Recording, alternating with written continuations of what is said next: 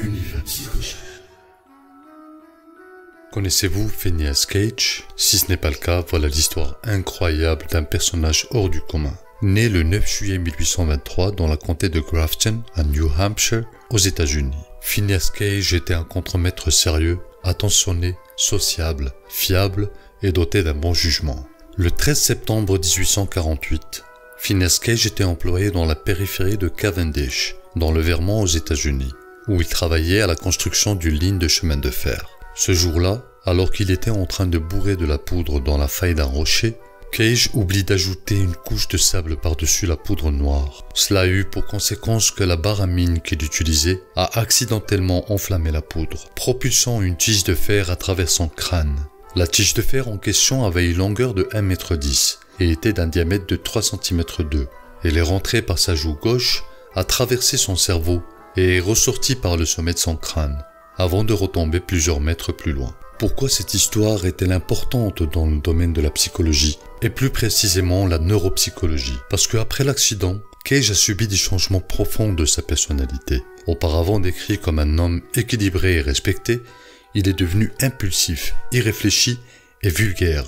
Cette transformation a suscité l'intérêt des médecins et des chercheurs, car il a mis en lumière le lien entre les lésions cérébrales et les changements de personnalité et de comportement. Cage a ensuite été examiné par le médecin John Martin Harlow, qui a suivi son cas pendant de nombreuses années. Malgré son rétablissement physique, Cage a eu du mal à reprendre une vie normale, en raison de ses changements de personnalité. Il n'est pas seulement devenu une figure célèbre dans les études sur le cerveau et le comportement, mais son cas a contribué de manière très significative à notre compréhension de la localisation des fonctions cérébrales et de la relation entre le cerveau et le comportement humain. La tige de fer qui a traversé le crâne de Phineas Cage est aujourd'hui exposée au Warren Anatomical Museum à Harvard Medical School, où elle est devenue un symbole de l'importance des études sur les lésions cérébrales dans la compréhension de la neurologie et du comportement humain. Son humeur changeante et son tempérament devenu grossier et capricieux lui font changer souvent de travail.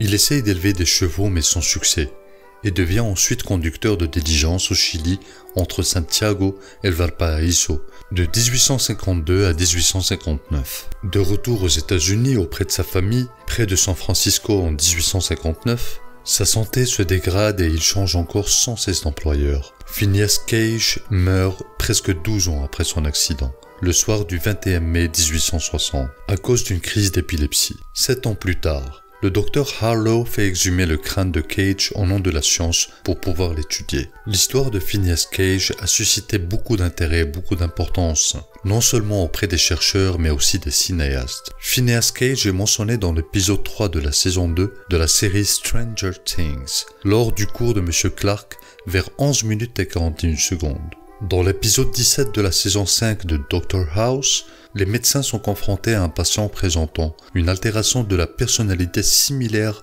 à celle de Phineas Cage. L'accident et le changement de personnalité de Phineas Cage sont évoqués dans l'épisode 1 de la saison 5 de Medium, où Alison Dubois en rêve. Et enfin, Phineas Cage est également mentionné dans le 6e épisode de la saison 3 de Hell on Wheels. Merci pour votre attention, n'oubliez pas de laisser un pouce bleu et de vous abonner à notre chaîne pour ne manquer aucune de nos futures vidéos captivantes. Restez connectés pour encore plus d'histoires fascinantes sur la psychologie et n'oubliez pas de laisser vos commentaires quand vous en avez le temps et quand vous n'êtes pas au volant.